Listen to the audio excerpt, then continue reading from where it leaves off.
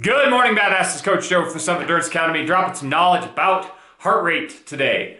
One of the things that I think is important to remember is that if we think about a car, we think about the gauges on a car, right? You've got your speedometer, you might have a tachometer, you certainly have a temperature gauge, maybe oil pressure, all sorts of goofy stuff like that.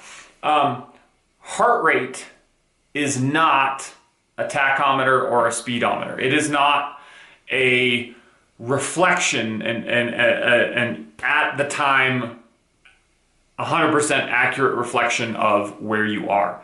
Heart rate is much more similar to that temperature gauge.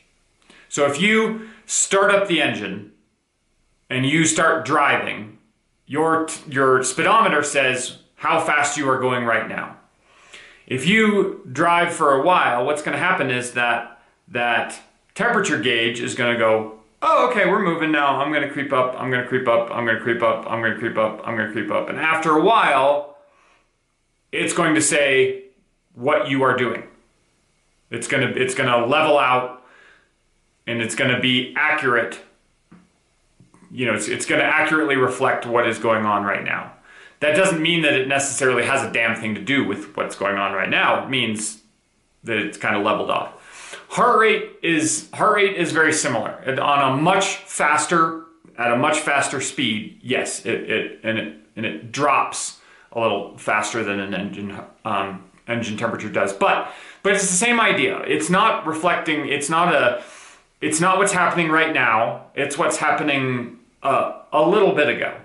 Okay, so what does this mean for training? It means that your perception of pace is, and different coaches do this differently, but for me,